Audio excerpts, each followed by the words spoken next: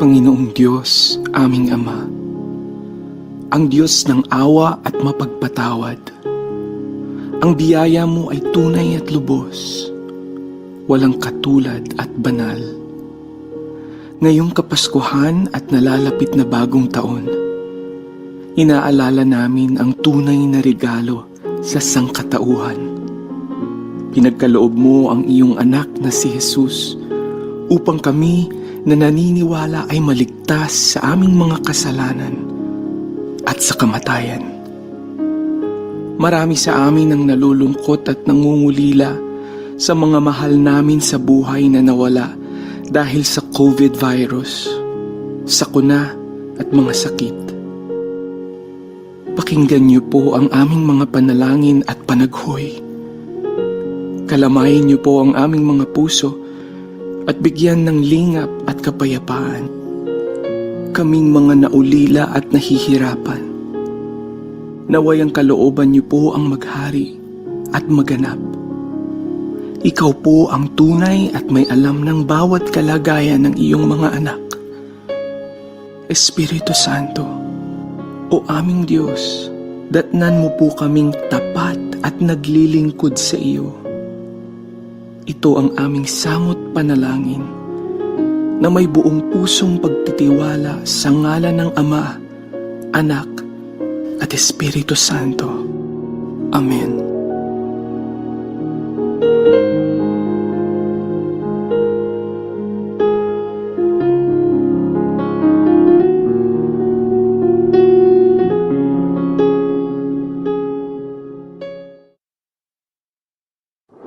Naghahatid saya sa mga Pinoy, mga kanta at programang Tatak Pinoy. Napapanood at napapakinggan kahit saan ka man. Streaming worldwide. In South Manila, this is V81 Radio.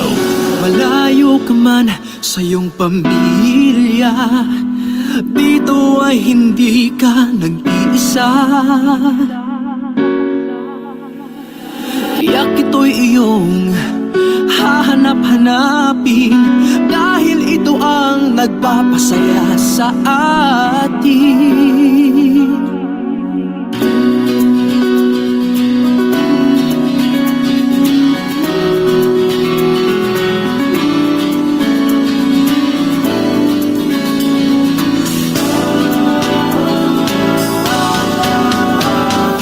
V81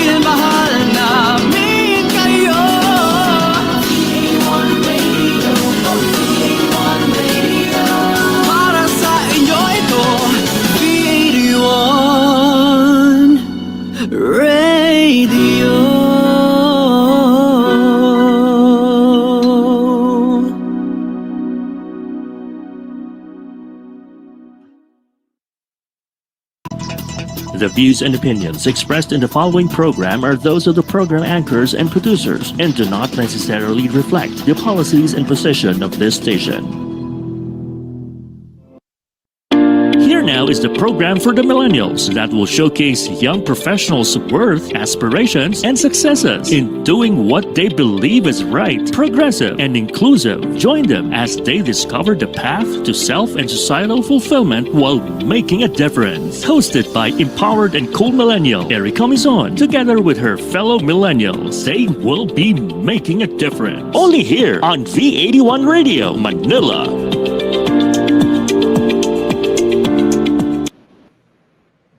Good afternoon, everyone. You are now tuned in to Making a Difference. This is a show created to inspire and motivate the youth of today. My name is Erika Mison, and I will be your host for Making a Difference. Last week, to celebrate Zero Waste Month, which was last January, we invited Amina Hill from Kids Who Farm. So Kids Who Farm is an agricultural youth organization that's based in Zamboanga, and they focus on educating the youth on food production and food security. So if you want to know more about that episode and you want to know more about Kids Who Farm, you can watch the previous episode here on Facebook, well, on Making a Difference Facebook and V81 Radio Manila's YouTube channel. So I hope you're all doing well today, and I hope you're feeling good. The weather has been really, really great. And I'm so excited for today's episode because today we will be celebrating World Hijab Day. And we have wonderful guests lined up. So I hope you stick around until the end of the show. All right. So if you've been following Making a Difference, may bago na akong pakulo for Making a Difference. And I usually ask a question of the day to my viewers, just to get to know what my viewers think and what they know. So, of course, depending on the episode. So, what is the question of the day for my viewers? Can we show that, please? There we go.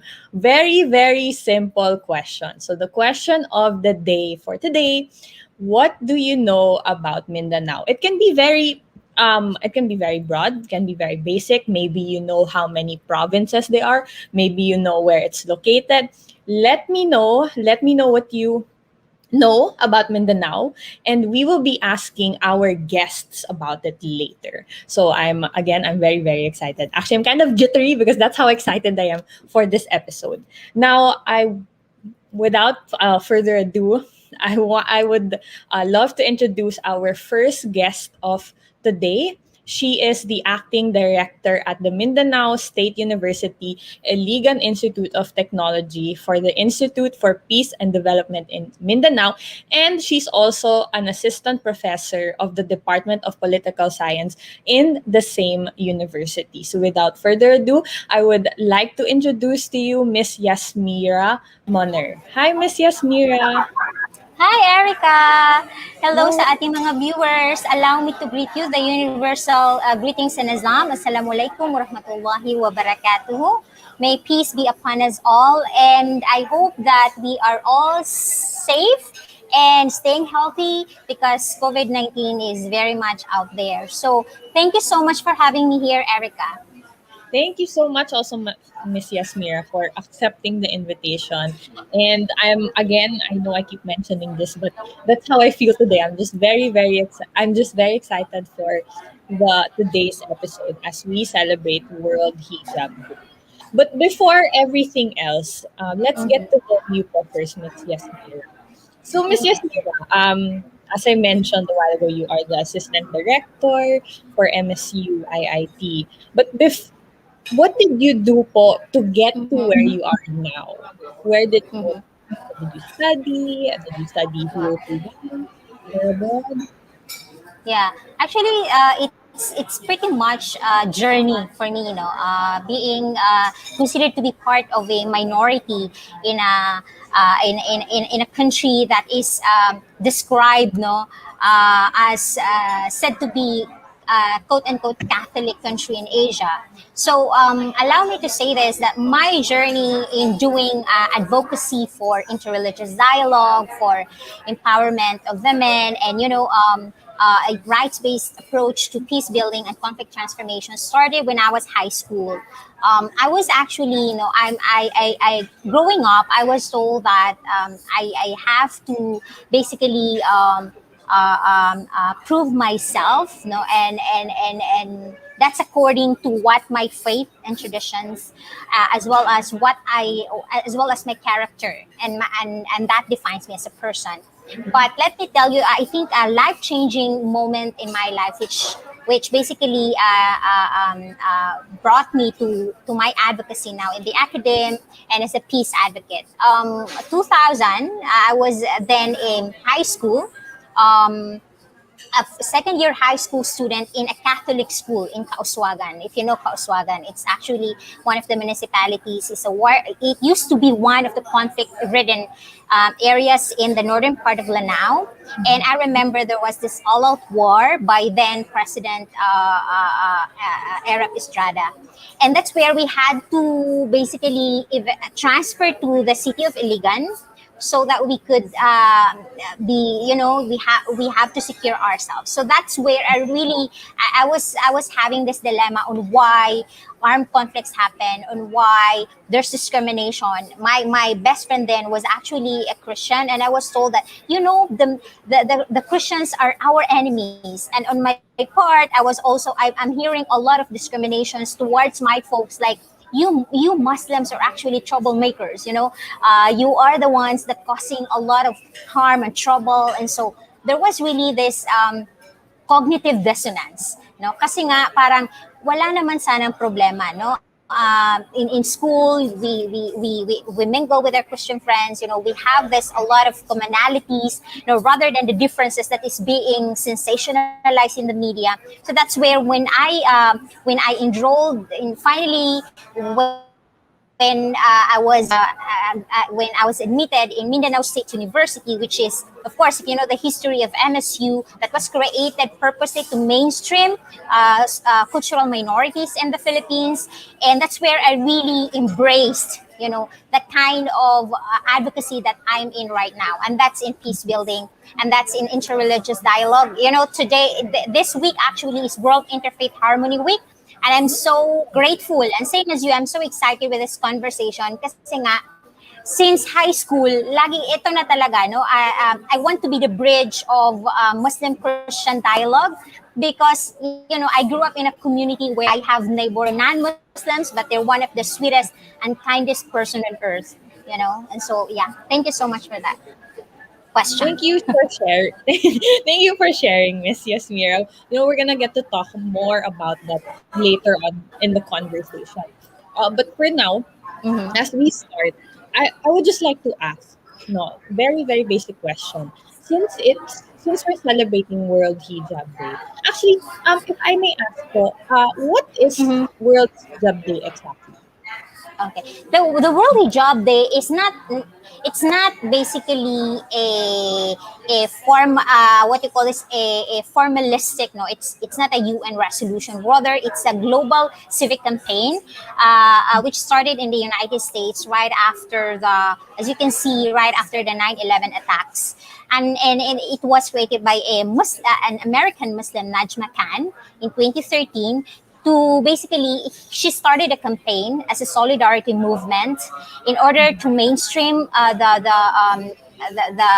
common issues and concerns of Muslim women living across the globe with the same sentiments. Of course, there's this phenomenon of Islamophobia, especially right after that 9/11 attacks, and the issues of the pertaining about Muslim women being oppressed, quote unquote, and that they are actually by being just a Muslim, they are not free to do and pursue their goals. And I think that's the importance of the World Hijab Day.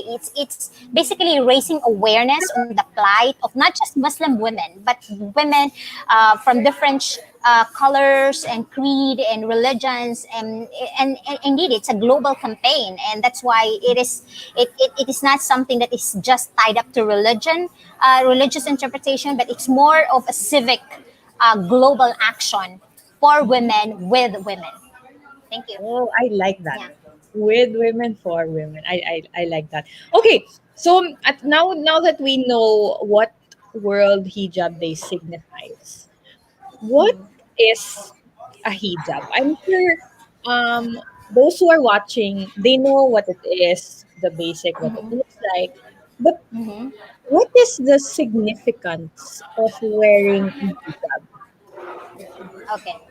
Disclaimer, I am not a scholar of Islamic studies and I also do not claim expertise on this. And this is, I'd like to put this conversation and diba, as we were talking backstage, like, Erica, this is something so conversational, right? And of course, like this is also my sharing here is already beyond the institutions that I represent. Of course, this is something like a personal kind of sharing, and that's why I'm so glad having this virtual platform to share my views on this. If there, this the concept, the discourse and practice of wearing the hijab is so I should say contested and complicated, but this is something that I like to point out that it is equally a human experience. Historically, the wearing of a hijab or headscarf, or the veil, is not just exclusive for Muslim women, right?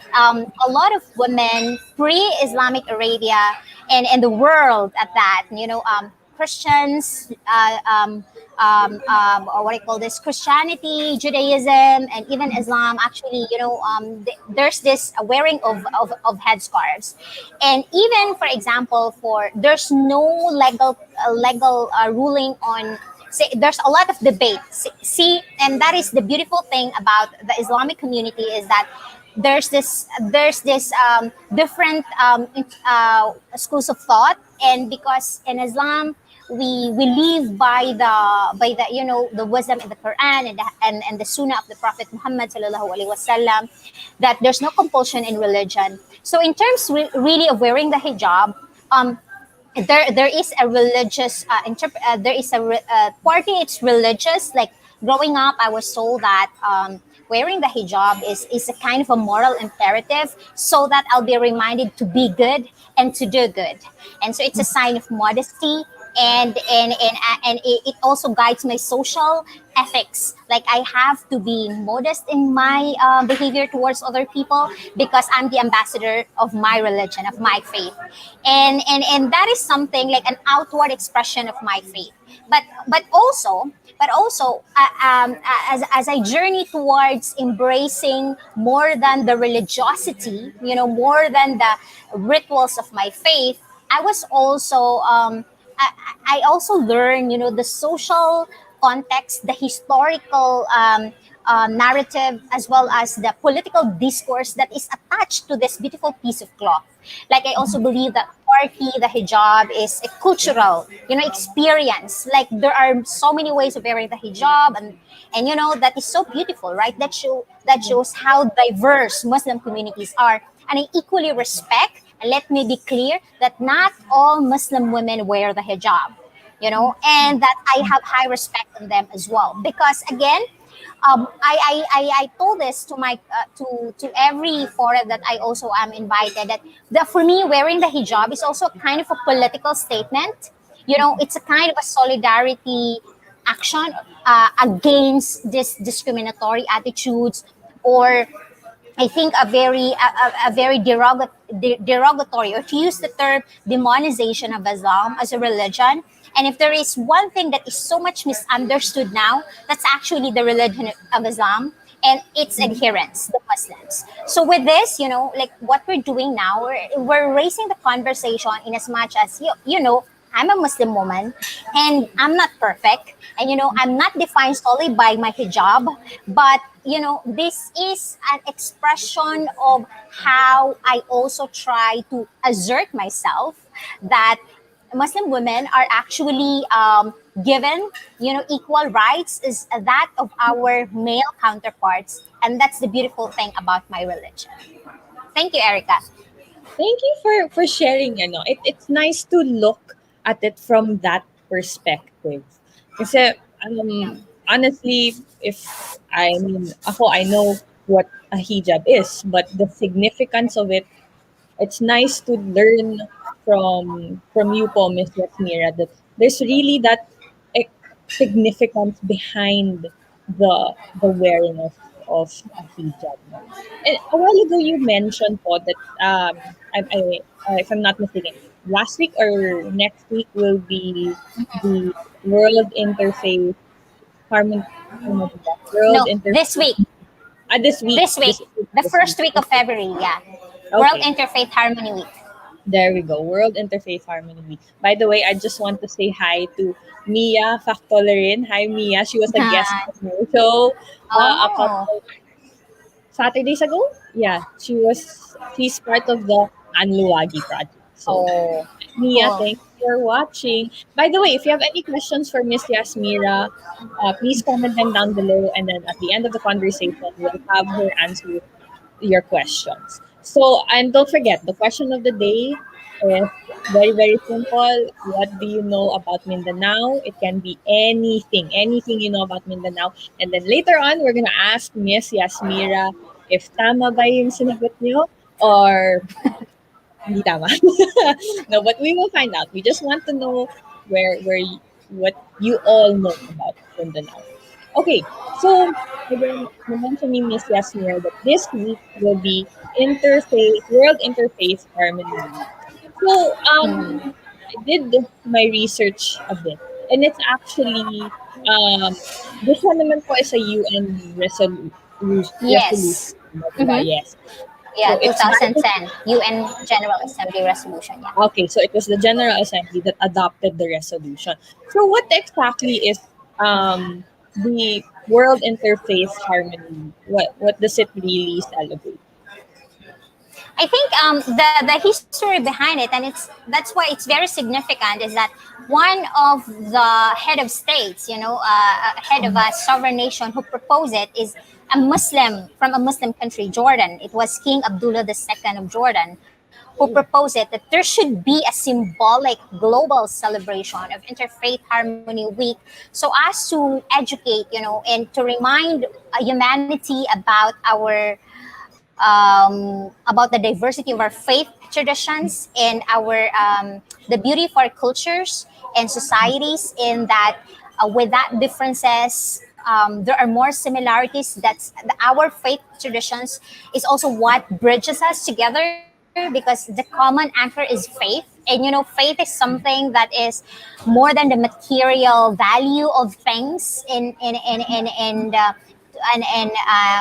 something that can be seen by eyes, but it's that feeling of embracing one another, because we are, after all, what you call this, no we believe in something bigger than ourselves, that there is one supreme being, and then there are so many ways of trying to show our love for the divine, and that through compassion and mercy and global solidarity, we are able to anchor and strengthen our humanity. And I think that's very important in a world where there is so much divisiveness, consumerism. There's so much excesses, and I think we need to dissenter from a very from this whole idea of modernization, reason over faith, that kind of thing, or that individual over community.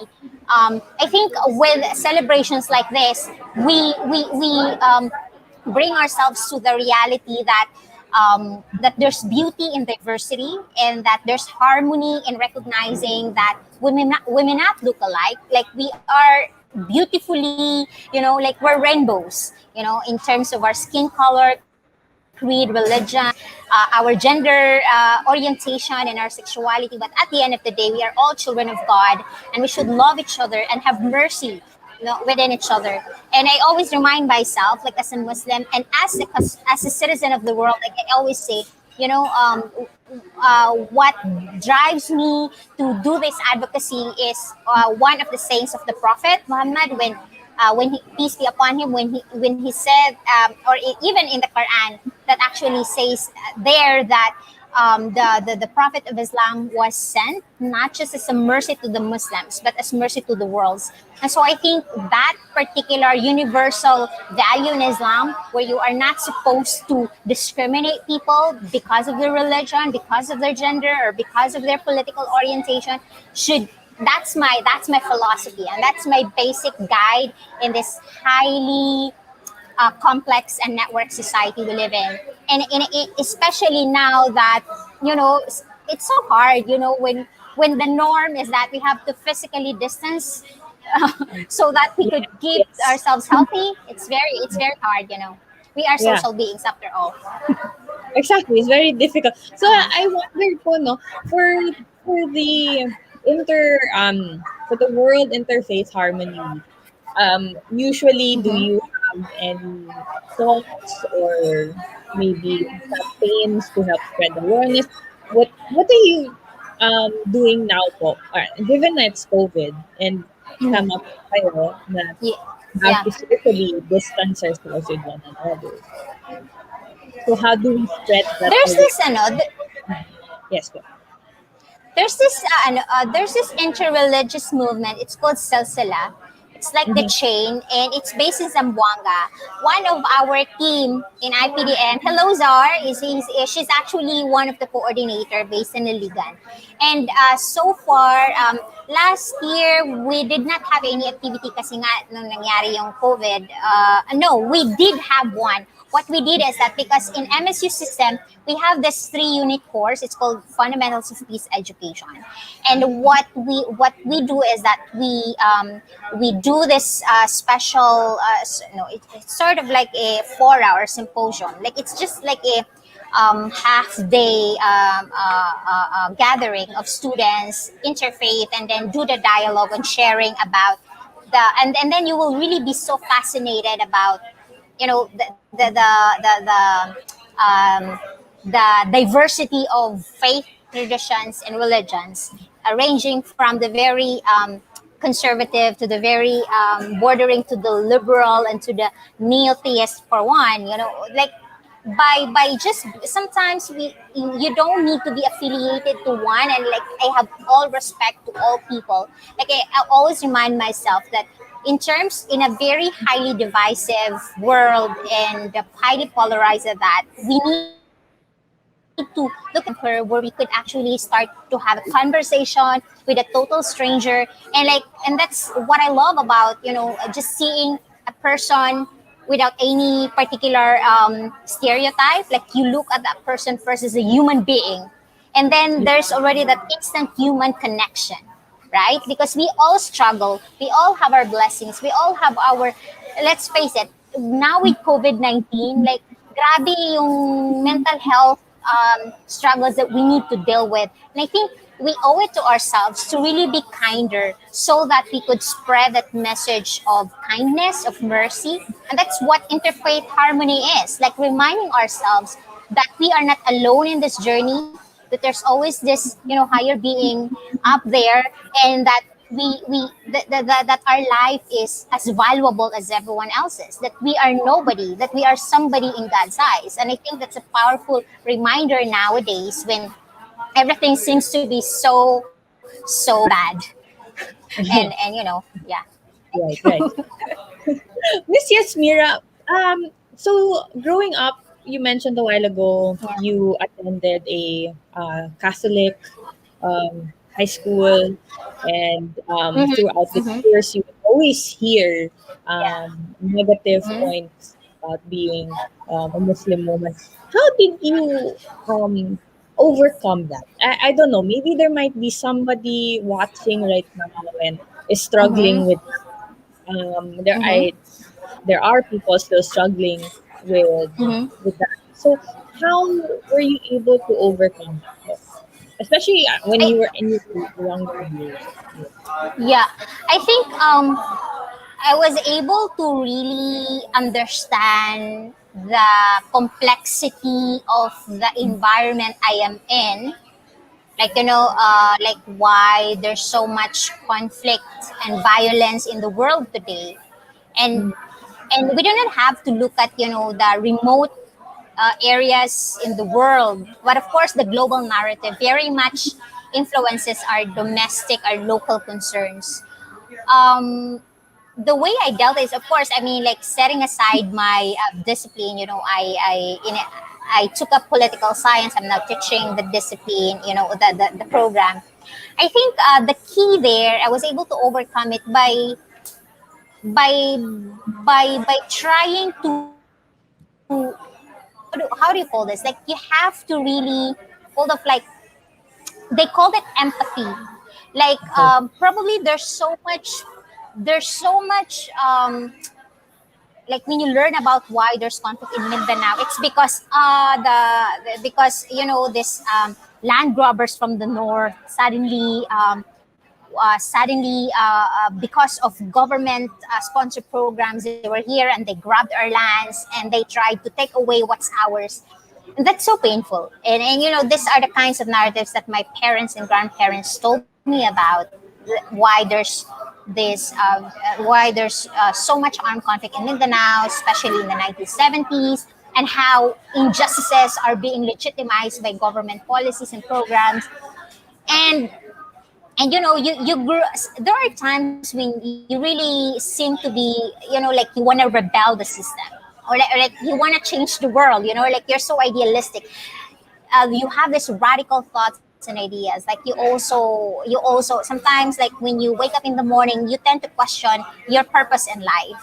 But then I think the key there is to look at, after trying to come to terms with your past, like reliving that past by trying to educate yourself, and not just what you read in the news, but you also have to really journey what went wrong. And so you have to also look, and you have to also put yourselves in the shoe of the what of the other. You were told that they were the other. We call it in the local language as the sarwang ataw, like the foreigners, like the Christianized Filipinos. So when you become friends with them, I think open-mindedness and the ability to look at the person beyond his or her religion, gender orientation, political orientation. Like you just really have to be open about the diversity, and be willing to, suspending your judgment. I always remind myself that if I feel this way, then probably the other person also didn't want this to happen.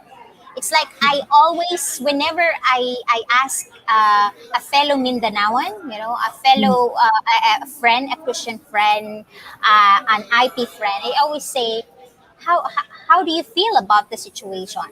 Why do you think things happen?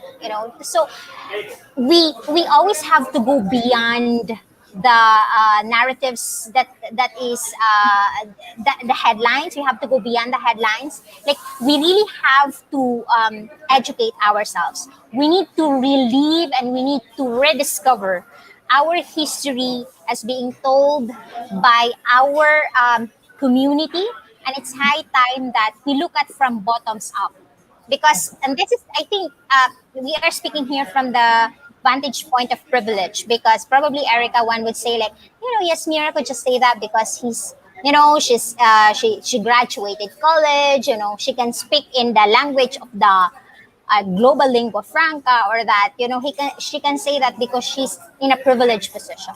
But this privileged position is something also that is a responsibility, because you are given such I think role in terms of changing or transforming, influencing the public opinion in the way in the way that it's not us versus them. You see how language, and you see how, in terms of when you relate the history of your people, of me being a Muslim in a very Christianized country like the Philippines, I mean, historically, and then the Mindanao, which used to be called to be, Islamic Philippines. In some books, Muslim Mindanao is referred to as the bastion of Islamization in the country. And had it been that, there was even this article, had it been that the Magellan expedition was delayed, then we won't have a moral problem, rather a Christian problem, quote unquote. And so this kind, I think, of conversation, this has to be sustained. This has to be written. And that's why I'm in the academe, because I wanted to continue the conversation. And I wanted to engage more in deep human conversations like what we're doing now. Kasi mas marami talaga yung commonalities natin. Kung alam nyo lang. Like, minsan, like, ngayon sa social media, hindi tayo nag-uusap na eh. People talk and they don't talk to each other, sabi nga sa kanta. Diba? And like we talk a lot, but we don't really listen with each other, towards each other. And I think that's the missing, that's the most important thing that we need to develop now, like a sort of a human library. And now more than ever, we need to increase our online presence to bridge the offline, conversation. And while the virtual conversations may not be enough, but it is necessary. Like, hopefully, when things get better, I'm so happy that Erika was able to visit Tawi-Tawi, but hindi pa ako nakapunta ng Tawi-Tawi. Oh, wow. Hindi pa ako nakapunta doon, but I've been to school.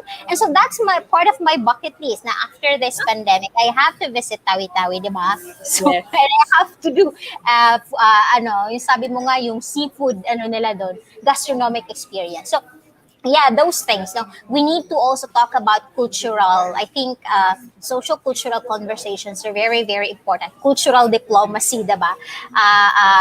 Food diplomacy. So marami po tayong pwedeng pag-usapan. No, wag po tayong, kasi pag nag-start na tayo doon sa parang hindi, Kristiyano ako, Muslim ka, hindi tayo pwedeng mag-usap. Tapos na ang usapan, diba? So ayun, back to you, Erika. No, I like the conversation. Thank you so much, Miss Yasmira. You've opened a lot of our eyes today. I'm very sure of that. And a while ago, I mentioned that we have a question of the day for the viewers, and I mentioned that we will be showing them to you, po, Miss Yasmira, and Sure. we're gonna find out if my viewers actually know what's in Mindanao. So we have one by Christian Clement. Actually, two from Christian Clemente. His first one, Mount Apo, is the highest mountain in the Philippine archipelago, and it's found in Mindanao. Is that true? Will it true or false? Yes. Is that true? Yes. Okay, Yes. make point Yes. si Christian. Okay. Then he Meron ba mentioned tong point? may point si May award. Okay, so the next one, actually also by Christian Clemente. It is the famous wrap steamed rice in banana leaf and topped with adobo chicken flakes. And you've got a Maguindanaon dish, sorry. Wow. Yes. Yes, the pastil in Maguindanao. We also have, well, in Maranao, because my ethnic I am in Maranao, no, by ethnicity, and we called it pater. There's also the chicken flakes in adobo, or we also have chicken piaparan. That's the more famous one. Like, really, it's what do you call this? It's chicken that is mixed with grated coconut, and it's colored yellow. So it's pretty much like, what it's a very common Southeast Asian dish, something you can find when you travel to Singapore or to Indonesia, Malaysia, the Nusantara connection. So yeah, there's so much to experience gastronomically in Mindanao. So you have to visit. Yeah. Yes. Mindanao actually has the best food ever. Best seafood. Yes. Super True. good to eat there. Okay, Yeah. next we have by another frequent viewer by Tabawan Bongao. The southernmost province in the Philippines is Tawi-Tawi, Bangsamoro Autonomous Region in Muslim Mindanao, or is now called BARM. So yes, that is Yes. correct. So if just in case you guys haven't heard of Tawi-Tawi is in the southern part already of the Philippines. It's very, very near Malaysia already. Yes, Very yes, near, and it like has a lot of islands, yes, but it's very, very beautiful. If you like the beaches, Tawi Tawi, very it's for clean. you. Yep, white sand everywhere. You will live the island life when you go to Tawi Tawi. So yes, Miss Yes. Yasmin, hopefully you can go to Tawi Tawi. Baka pwede pa tayo magkita din doon sa Tawi Oo Tawi. naman. When That would things be get very better. nice. Kasi ang Yes. hirap ngayon magbiyahe. Di ba? True po, mahirap. Oo. Mahirap with all the masks. Oo. And you have to keep on Yes. doing, yeah. Okay, here's a comment. This is a comment naman po no, from Tabawan Bonggao. Go, Ma'am Yasmira. It's good to have dynamic people like you in the academe working in MSU. Your experiences in life help bridge the gap among different cultures. More power to you and MSU.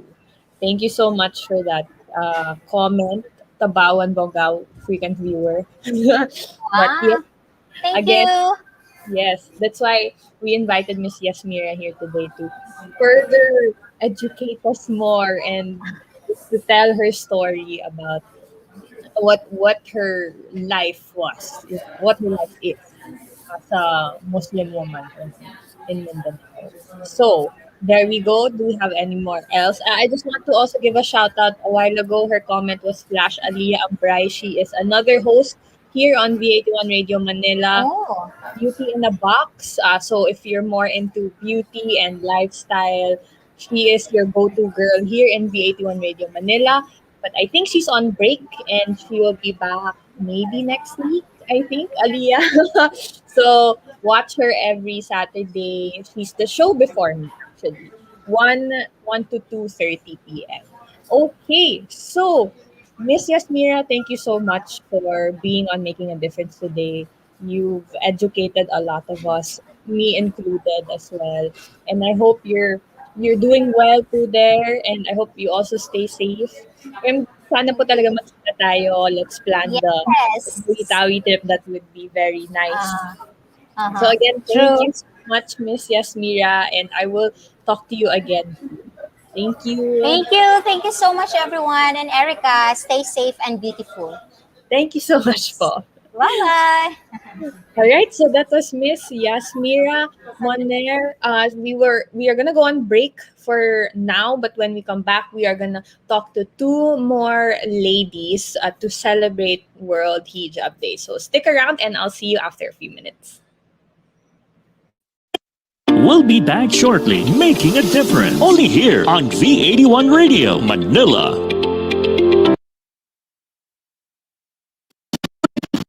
Para laging updated sa mga bagong shows, promos, trending news, viral videos, events, o patok na OPM hits, just follow us on Facebook at V81 Radio Manila. Simple lang, itype lang ang letter V81 Radio Manila. O, di ba madali lang? Kaya i-like at i-follow na.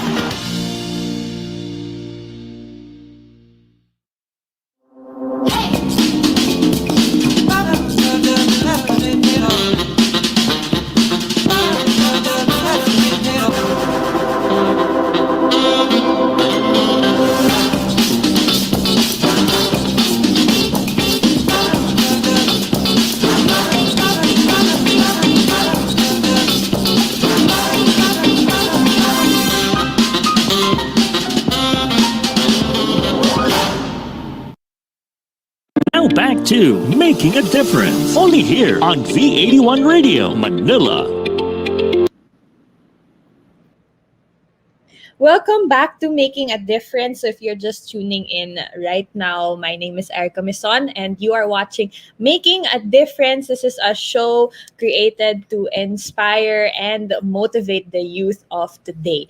So before the break, I had with me Miss Yasmira Moner. She is the acting director at the Mindanao State University Iligan Institute of Technology for the Institute for Peace and Development in Mindanao. And she's also the assistant professor in the Department of Political Science in the same university. So we just talked about World Hijab Day, what the significance is, and what is the significance of wearing a hijab. And of course, she also shared her experience about um, being with different cultures and different religions, and she just shared her thoughts on that. So we have two more guests for today. But the next one is a young Muslim lady, and she is actually an entrepreneur. So, without further ado, I would like to introduce our next guest. Her name is Najmah Marohom.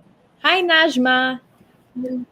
Hello po, I am Najmah Marohom. Yes, I am a 20-year-old entrepreneur from Bacoor, Cavite. And thank Okay, you so so much for grabe. inviting me. Thank you also for accepting our invitation. And I'm actually very curious on what we're going to talk about today. But before we get into that, I forgot to mention for the viewers out there, we have the question of the day. And the question of the day is, Mhm, what do you know about Mindanao? Very, very simple mhm, question. Let us know your thoughts and we'll read your comments later on. Okay, so as Najma mentioned, actually, she is a 20-year-old, very young entrepreneur. So, Najma, okay, you mentioned mhm. that to me a couple of days ago that you have a couple of passion projects. So why don't we talk about your passion projects? Maybe you could share to us what projects you've done and you're currently doing. Mhm. Okay, so back in 2018, dito nag-spike yung entrepreneurial heart ko eh. Entrepreneurial mindset, business mindset, kumbaga. So, nag-start ako ng isang small with of creating an online Islamic marketplace. So, when we say Islamic marketplace, it's just like, can I mention brands? Okay, Okay, yeah, can I mention yeah. brands? Okay, Go so ahead. it's just like Shopee or Lazada na merong wide variety of products with different sellers and buyers like that. So ang aim ko po sana magkaroon ng Shopee or Lazada pero Muslim products version. So yun po talaga yung pinaka one of my dreams. And sinabi since it's World Hijab Day, ang main ang ilan sa mga aim ng World Hijab Day is to encourage non-Muslims too na like you na mag-try ng hijab like that. Pero hindi naman lahat alam kung saan makakabili, di ba? Kayo po ba? Alam niyo saan bilihan ng mga hijab like this? Here in Manila, wait lang. Yeah, here in Manila. Parang wala. I can't remember because I know we had to buy because we Mhm. again went to Tawi-Tawi. So I don't know. I'm not quite sure where we bought exactly. Pero you don't really see that a lot in the market here Yeah. in Manila. Yes, yes. Mhm. So yun po yung isa sa aim ko kasi ako back then when I was a kid, naiinggit ako sa mga kasama ko kasi ang dami nilang complete hijab, abaya. Eh ako naman, di ko alam kung saan nga ba nabibili yun. Kasi dito ako lumaki sa Cavite, which is a non-Muslim area, diba? So wala din masyado. Pupunta ka pa ng Quiapo. Sa Manila, meron dun sa may Muslim Golden Mosque, right? Okay, Meron doon okay. na mga bilihan. Pero sobrang layo. Eh, nasa kid, hindi Uy, naman ako pwede pumunta doon. Ang yeah. option ko lang, magpabili sa parents. Alam naman natin ng mga parents, hindi nila kuha yung style natin, di ba? So, So far. yung mga nabibili sa akin, hindi ko bet. Ganon. So, sabi ko, hala, gusto ko rin makabili nung ako naman yung pipili. So, ayun, ang naisip ko, merong online stores. Merong mga independent sellers, Muslim sellers na nagbebenta ng hijabs. But I just feel like hindi sila alam ng lahat, especially if you're non-Muslim, lalo if Facebook personal profile yung gamit ng seller pambenta, di ba? So what if you're not related to any Muslim? So saan ka na makakabili, di ba? If you're not in Manila also, sa Quiapo, na may mabibili kang Muslim clothing, Muslim stuffs, hijabs. So naisip ko, why not pagsamahin natin lahat ng mga sellers in one platform na nagbebenta ng mga Islamic clothing, hijabs, so that aside from matulungan sila na i-market yung products nila, mas marireach din yung wide audience na gustong makabili ng mga products, Muslim products. So yun yung isa sa mga passion project ko. Meron ako actually ditong notebook named Passion Project for Muslims. So that's Oh. number one. And Number two, actually, can I put number two? Ito naman, um, Muslim version of Fiverr. Are you familiar to Fiverr? Fever or Fiverr. Fiverr? Fiverr. I've heard of it already. When did I saw it somewhere. Mhm. I've heard of it. But okay, Mhm. sige. Continue. It's like a freelance service naman, marketplace. So anyone can post their services that they want to offer to other people. So kanina sabi ko, what if gusto mong magtayo ng hijab pero hindi mo alam saan bumili?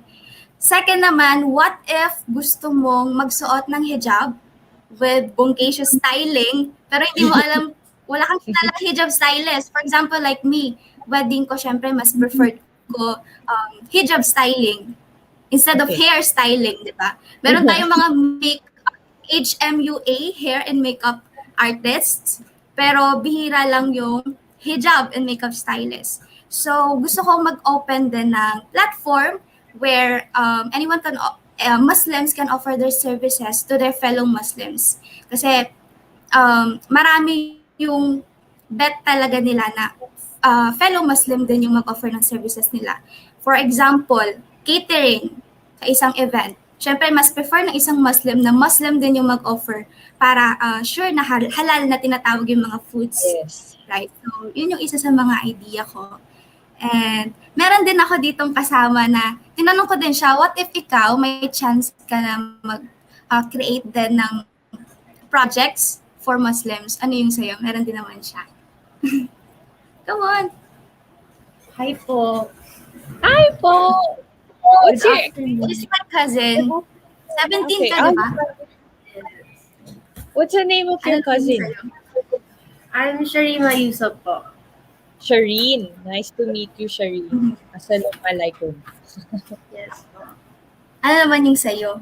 So, usually kasi sa amin po, like, for most people, and for most Muslims na gusto rin i-fulfill yung kanilang obligations in one of the 5 pillars or at least 3 on that note, like sa zakah, saum, and sa sadaqah, like when you want to donate or pag gusto mo nga pong sadaqah, how would you describe? Charity. Define? Charity. Donations. So yun po. So we want to address that po so people could easily have A platform to send Platform. their donations. So ganito po kasi, in Islam po kasi, we have zakat and sadaqah. Zakat is the required obligatory charity, which is you have to donate 2.5% of your wealth, of your net worth, like that. Aside from that, meron din naman sadaqah, which is voluntary naman. Any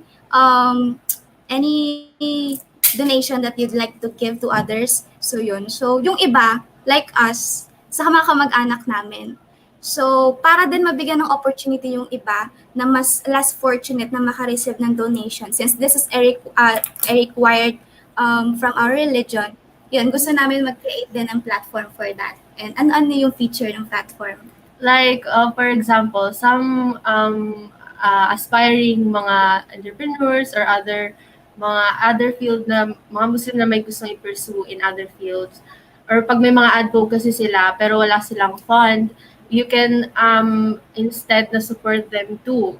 Kaysa naman sa parang random na distribute ka lang ng charity mo to other people just to say na parang makakabawas ka sa ano mo. Manigan. Just like the first and second. So if ever may na-meet ako na willing to provide funding for my projects, then we can meet in that platform. So I'll use my experience as a social media marketer, as a marketista, to implement those projects. And also I'll be needing help of other Muslim institutions and organizations, of course, to fulfill this for our fellow Muslims. And not only Muslims, like non-Muslims as well. Mm-hmm. So, question: your first passion project, the one with the hijabs, is that the one that's ongoing now? That It's not yet launched. We started, we supposedly, it's supposed to launch last 2018, pero Okay. puno lang sa funds. But Okay. I'm planning to launch it this year. So hopefully one passion project each year. And then Ah, by 40 years old, naka 20 passion projects na ako. wow. No, that's such a good goal. That's a good goal, Najma. Mhm. Very, very, sorry, very nice. Um, okay. Najma, sorry, I forgot to ask you a while ago. Are you still studying? Yes, I am. I tried na pagsabayin yung business at school. Kaso mukhang Mhm. hindi po kakayanin kaya I think I had to stop again. And ayun po. I'm now in second year college. Ah, okay. And what are you taking up now? I'm taking marketing course. Marketing. Nice. Okay. So we have the same field of So work. related po talaga siya. I'm really Yes. into Yeah. you do. Oh yeah, yeah. You were saying you're really It's into. really fun kasi Mhm. Yeah, it's really fun because you can reach to any audience that you like to target. And this time, I'd like to target Muslims. And it's not impossible. Like, kasi yung iba, only a few percentage marireach mo kung physical store or traditional way of marketing, di ba? But in today's age, Yeah. anyone you can Mhm. reach not 100%, but close to that, di ba? Of your target Yeah. population or target audience. Yep. That's true. I especially now everybody is going Mhm. digital after the Yeah. pandemic. So I'm so excited for that launch. And Yeah. let me know when it launches. Maybe we can also get Hopefully. buy from you also. Mhm. Okay. So, well, since it's World Hijab Day and Miss Yasmira mentioned a while ago, no, it's more of a civic awareness, civic Mhm. celebration. Women, it's a campaign. She mentioned, I like this, by women for women. So, Mhm. ikaw, Najma, at a very young age, yes, young ka pa, um, how do you think these passion projects help you make a difference in today's society? Pang pageant question yan ah. Di ba? Pang How can pageant. I make a difference? Yeah, Yes. mad making a difference. Yes. Mm-mm. Mhm. Um, Ako kasi, as I've said, I'm really on the entrepreneurial side. And ito lang yung sa tingin kong ambag ko sa ating society, lalo sa sa aming community of Muslims. And I don't wanna lose the opportunity na i-share yung kung ano man yung alam ko for these projects. And I really think it would make a difference kasi bihira lang yung nagtatry kasi they think that Muslim community is really a minority. Even me, ginudge ko yung um, opportunity for targeting Muslim markets because sabi ko, minority lang yan, hindi ako kikita dyan. Back in my business projects, sabi ko, minority lang eh, siguro matatarget ko dyan. Very few lang. So, in the span of months, mauubos na yung market ko. So, hindi, masyado ko na-underestimate. Like, if we really try to reach out, it's really possible.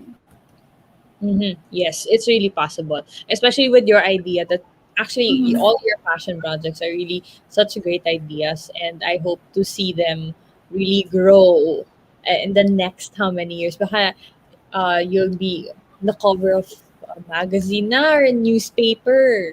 Young Mhm. entrepreneur, young woman, Inshallah.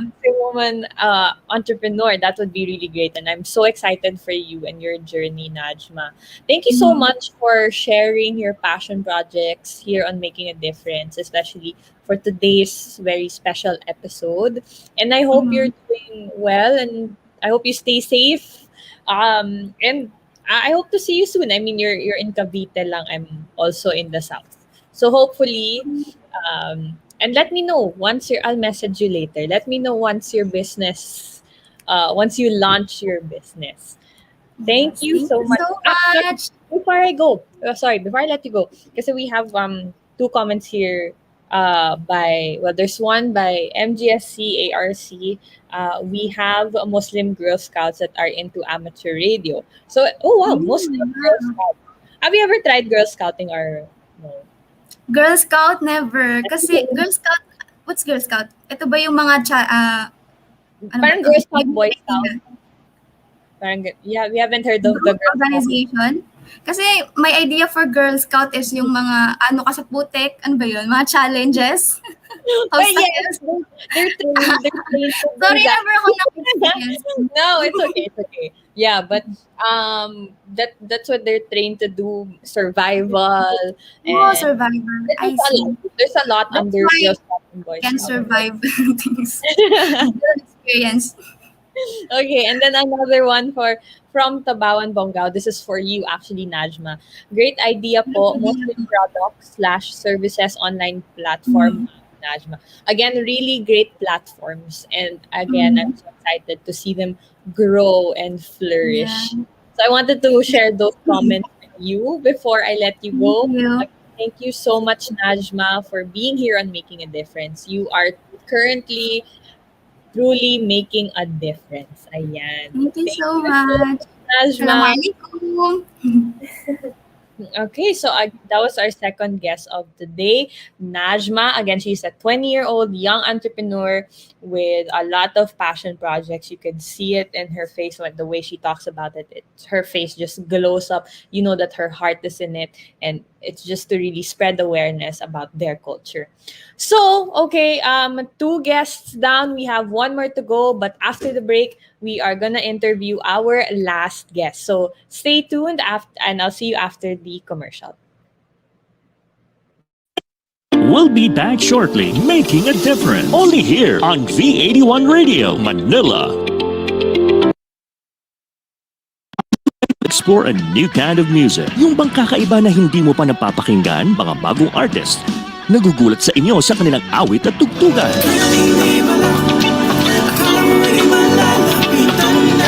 Discover them, hear them in Napalm Hour.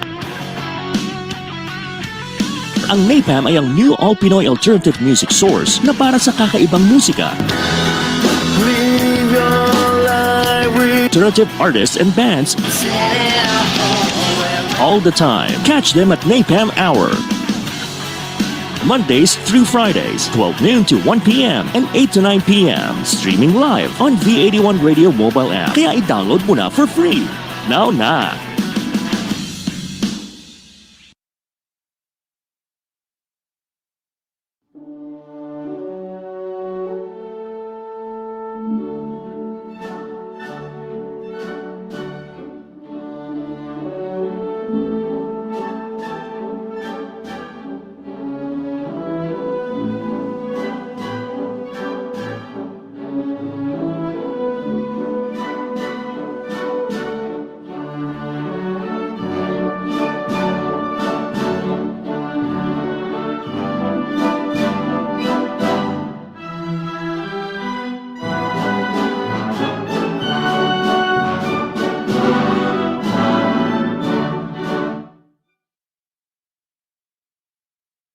Back to Making a Difference. Only here on V81 Radio, Manila.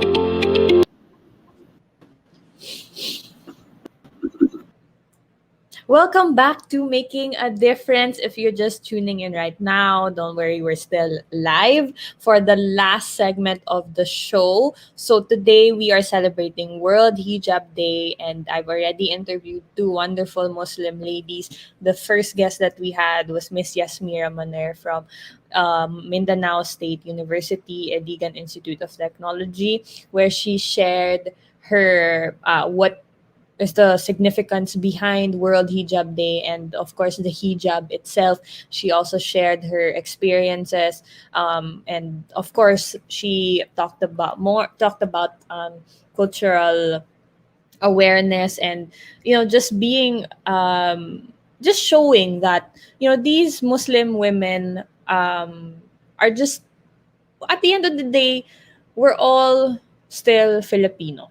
Those who are living in Mindanao, whether we are Christian or we are Islam, we're all still Filipinos at the end of the day. And Miss Yasmira shared a lot of insights on that. Then before this break, we had Najmah Marohom, sorry. She is a very young entrepreneur with a lot of passion projects. Again, you could see that her heart is in it. And again, these two Muslim women, they just want to share their culture and what they're doing to really help make a difference in the world today.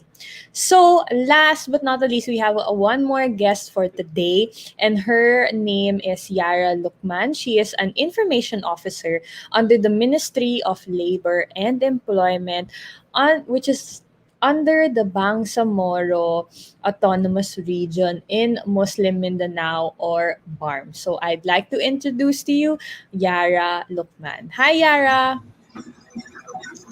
Hi, good afternoon, Miss Erika, to the rest of the staff, and to everyone listening or watching. Good afternoon and assalamualaikum, or peace be with you. That's the translation to my brothers and sisters in faith. So again, let me just formally introduce myself. My name is Fazniyara Lukman, and you can call me Yara. I'm 25 years old. I'm currently in Cotabato City, and as what Miss Erika mentioned, I'm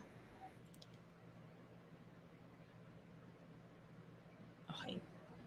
All right. So I think we lost Yara there for a bit though, but she'll come back on. Yara, so again, she works for the Ministry of Labor and Employment under BARM. So a while ago, I would ask my viewers, what do you know about Mindanao? So that's actually the question of the day for making a difference. And what do you know about Mindanao? And we've gotten a lot of good feedback. So far, we're on track. So I'm proud that my viewers, they know quite a few fun facts for about Mindanao. Okay, I think we have Yara back on. If she's back on, can we? There we go. Okay. Yeah, no yes. problem. Understandable. Understandable. Ako din minsan nawawala, actually. Okay. There we go. All right. Okay, Yara, are you still there? Okay. Yara. All right. So while we, yeah, there we go. Okay, there. I see you now, Yara. Okay, hello.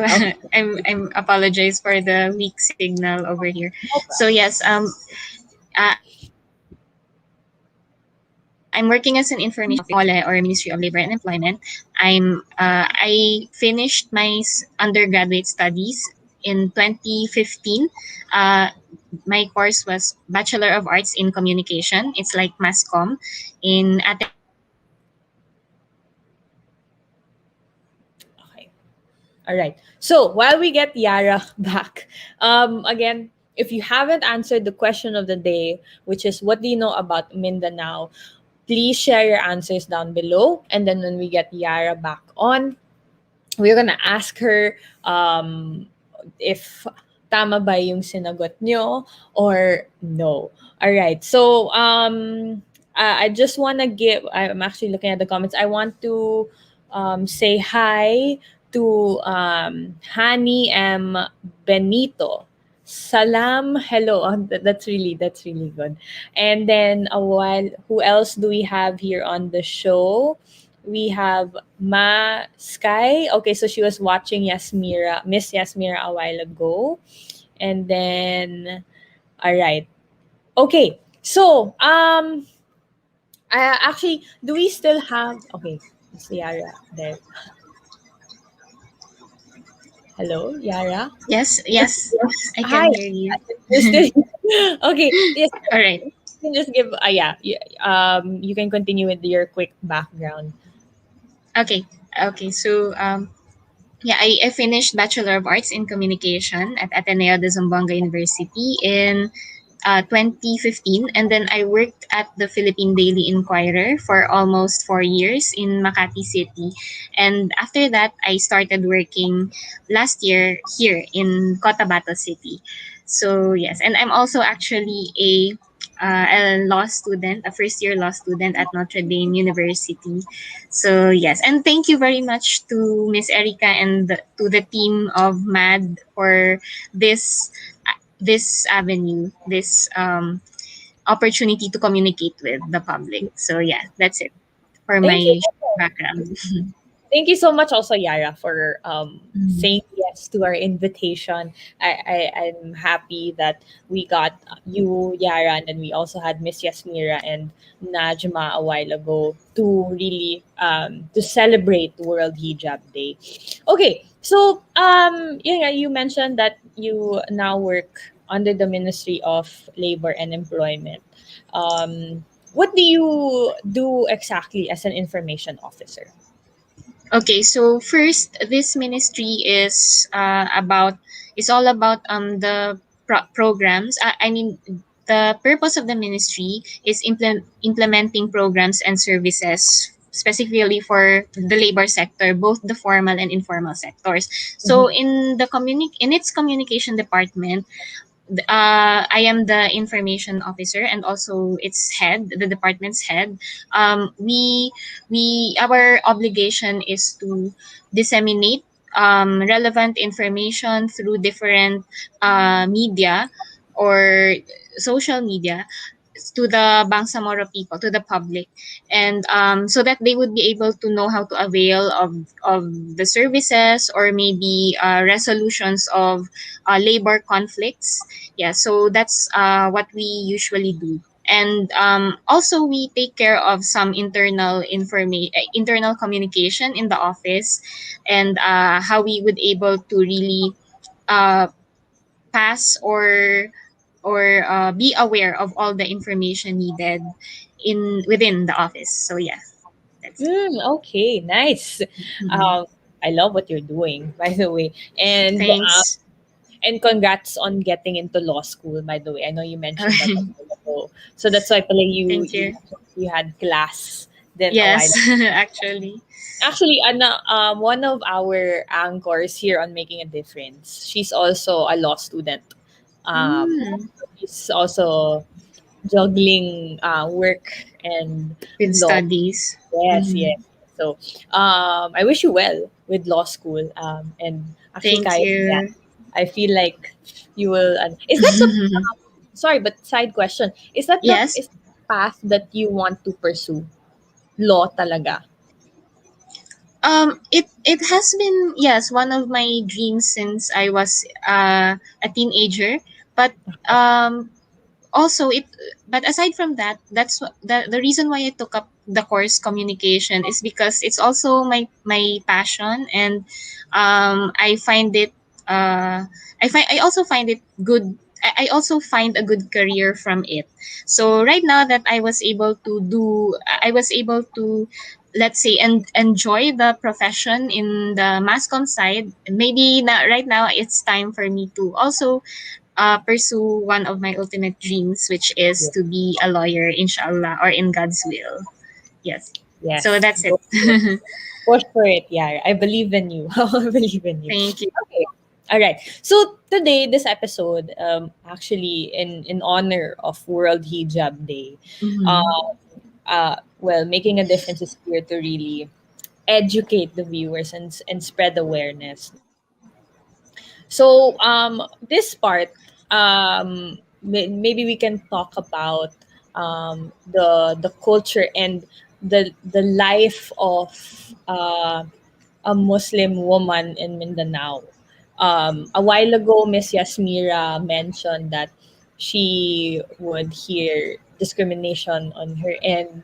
And then we've also asked a lot of our viewers. I'm not sure if you saw the comments, but the viewers actually know actually great facts about Mindanao. So maybe on your end, Yara, maybe you could share to us your culture there in Cotabato or in Barm, and what it's like for you. Maybe you can share some thoughts on that. Okay, so as a Mindanaoan and for someone who was able to experience life in the north or in Metro Manila for almost 4 years because I worked there previously, starting 2015 in Philippine Daily Inquirer. So I would consider myself. I would say I can say that I have seen I really have seen the difference of being a Muslim the difference of being a Muslim in Mindanao and between and in living in far from home. So I would say that actually I'm at Tausug. My tribe is Tausug. It's in the western Mindanao part. We live there in Zamboanga City. I was born and raised there.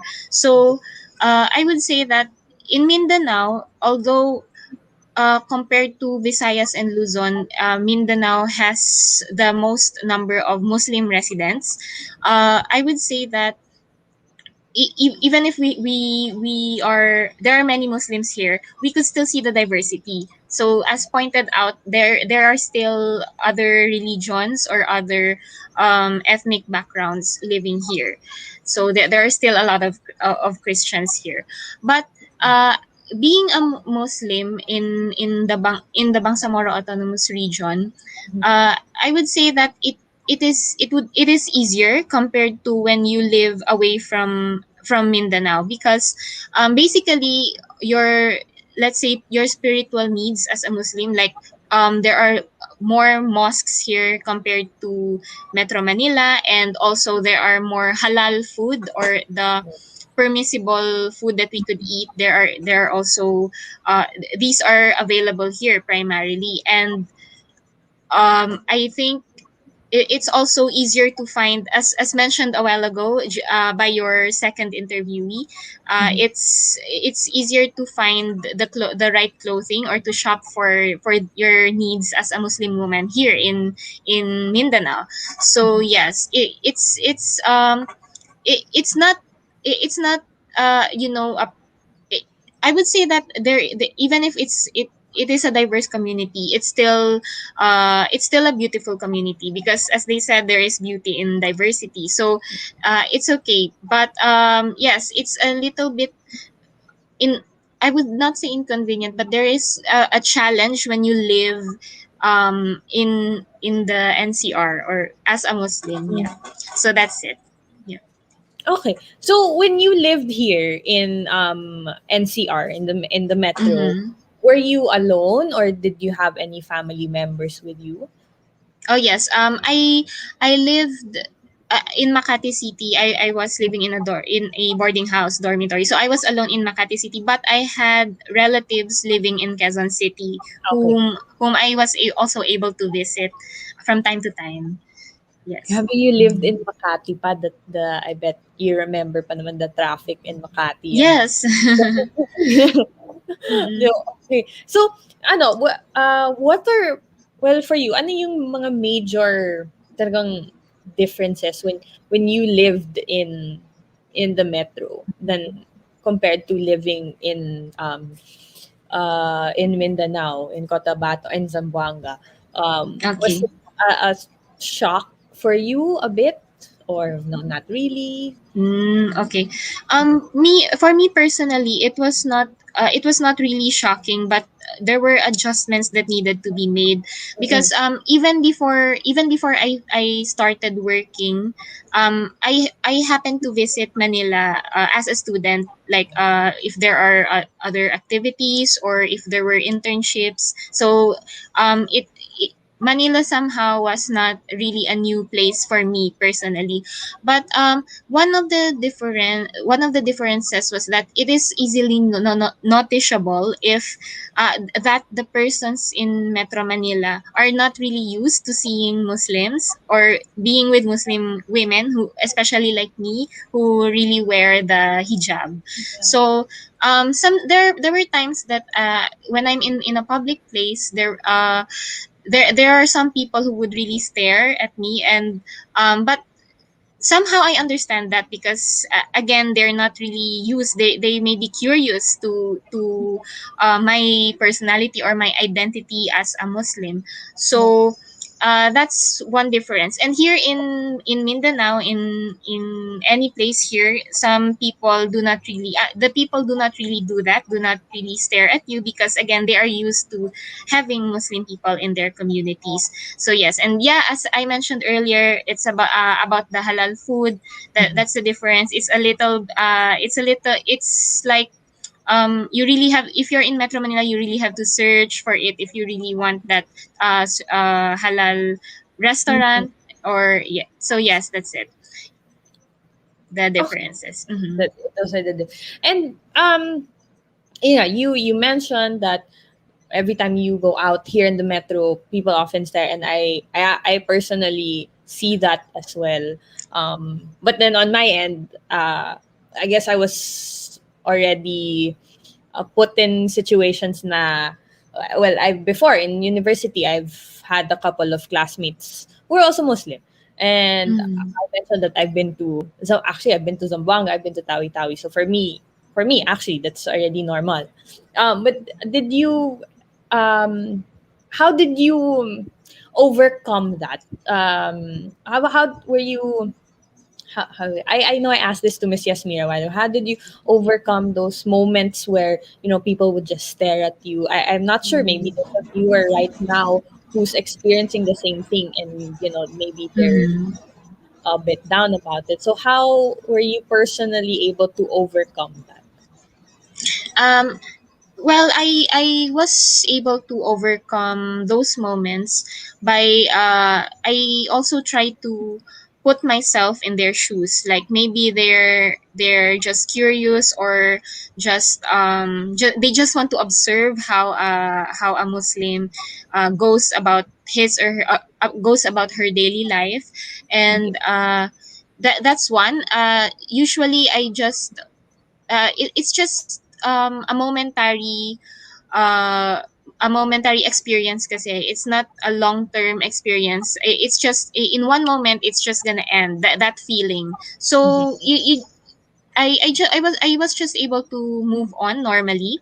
Mhm. And actually, on another note, some of those who stare at me, especially some other girls or the Christian girls who stare at me there in Metro Manila, sometimes I just smile at them, and then they happen to smile back at me. Because actually, it's one of the sunnah, or the teachings of our Prophet Muhammad sallallahu alaihi wasallam, that a smile is considered a charity to other people.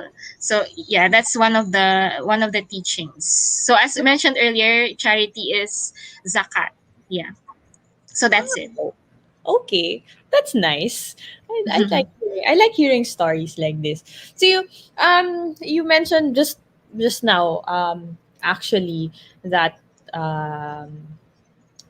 while going through all of this, living in the metro, okay ba would you would you want to go back to living in the metro, or Mhm. okay ka na dyan? Or pati Loader, actually, I think it's good there now. Mhm. Yeah.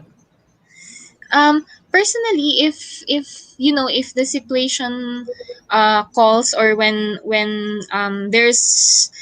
there's a, let's say, a plot twist in my life, that it's my calling to go back there in Metro Manila, then it would be just okay. It would be okay for me if that would happen.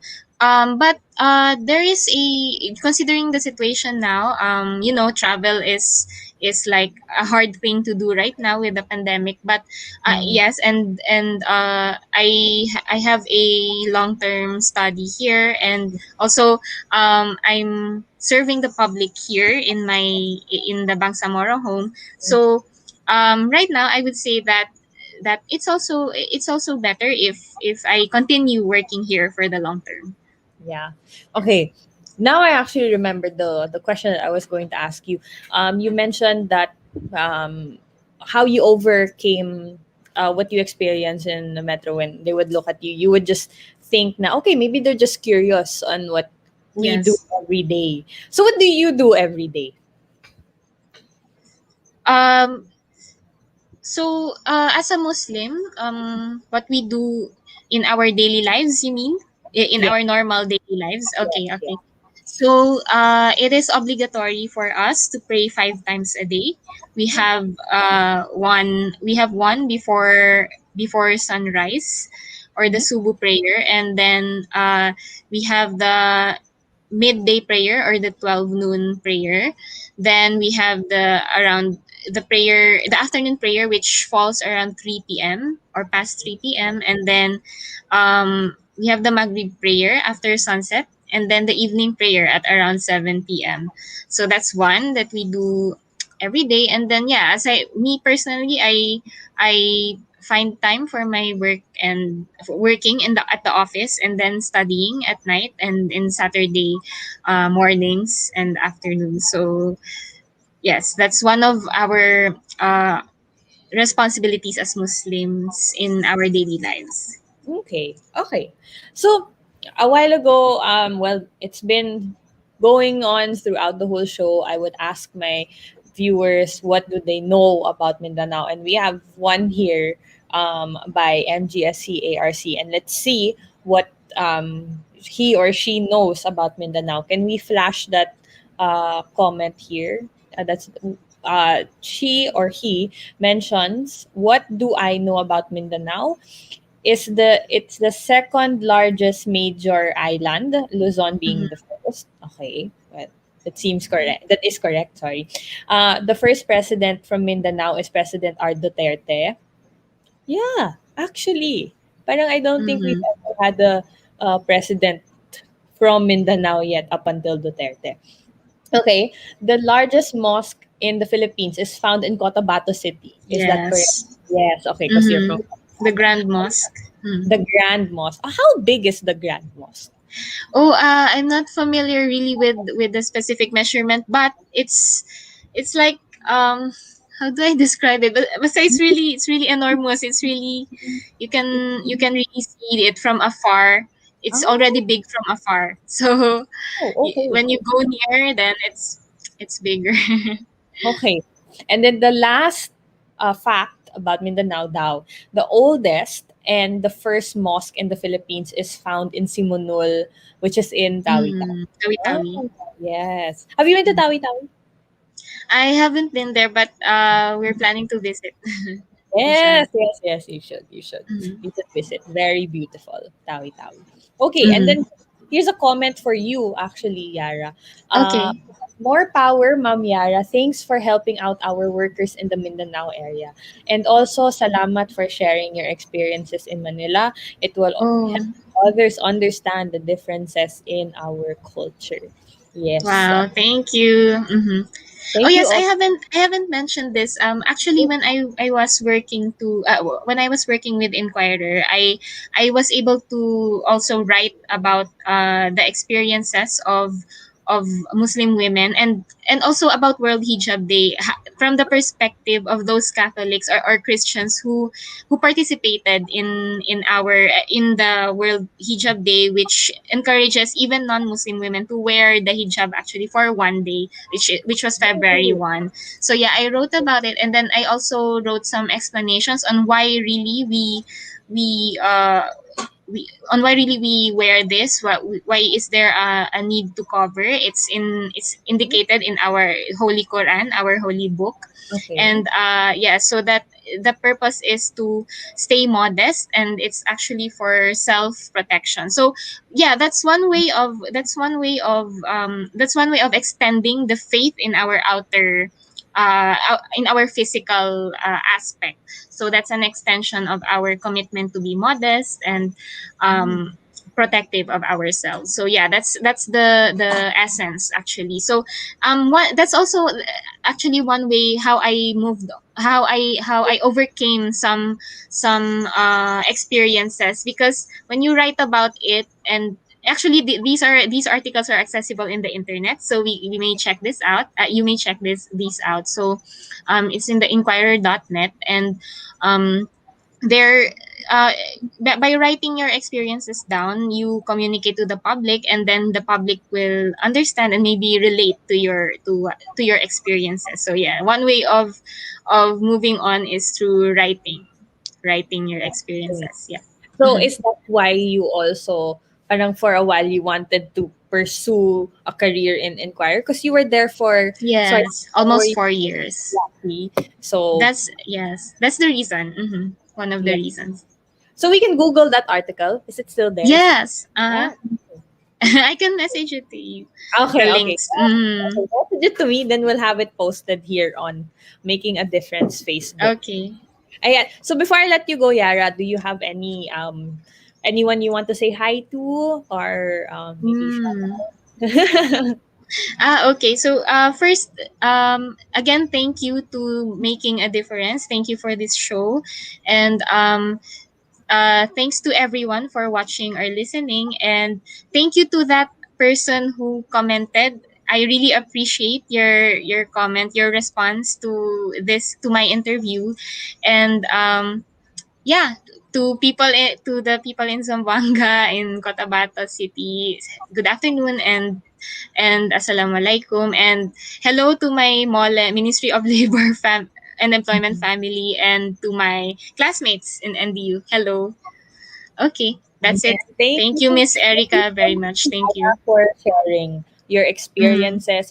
It's great to hear and to share yung mga cultural awareness talaga that's Yes. happening here in Mindanao, in our country. So again, thank you Mhm. so much. And I hope when everything's okay, I hope we Yeah. could meet in person. That would be very nice. Yes, that would be Yeah. good. Mhm. Yes, that would be very good. Thank you so much, Yara. Take care Thank always. you. Thank you very much. Take care. All right, so that was our last guest of today.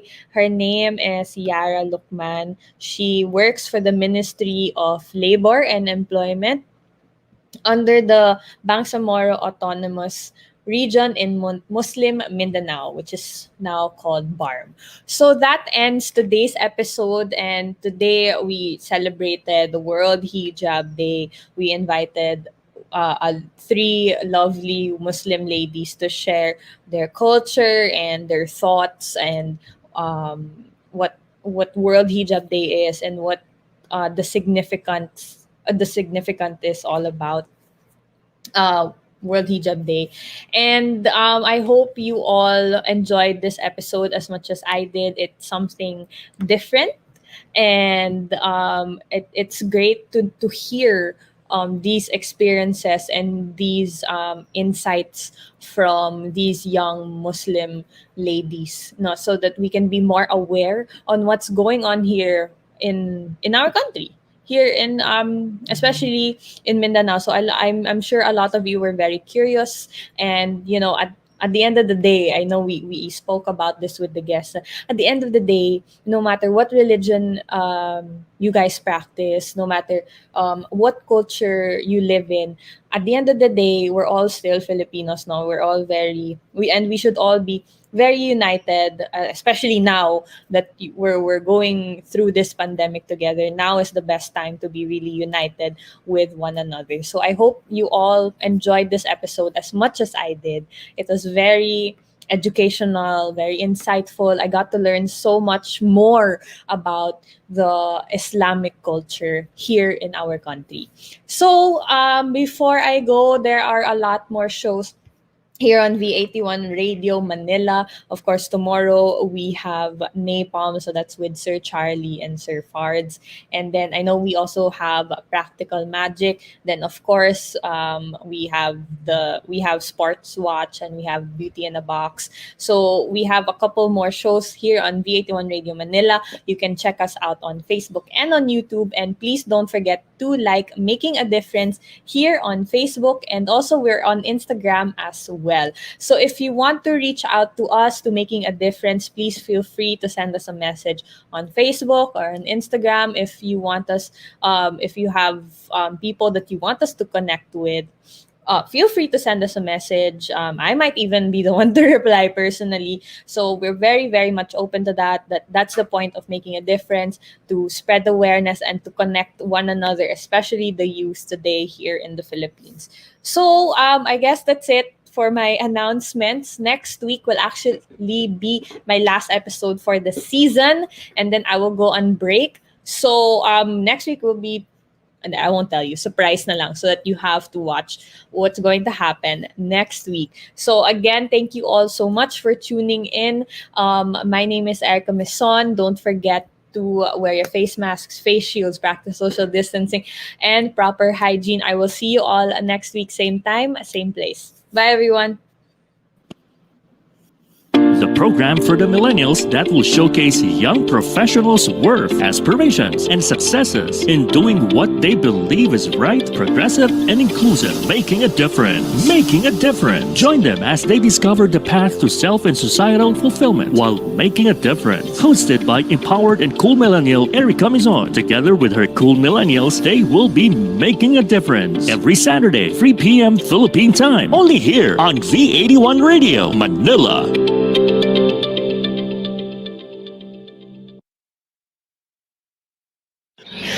Tunog Pinoy, Tatak Pinoy, your all hits, all Pinoy digital radio station in South Manila. This is V81 Radio. Ito ang paborito ng bawat Pilipino. Basta all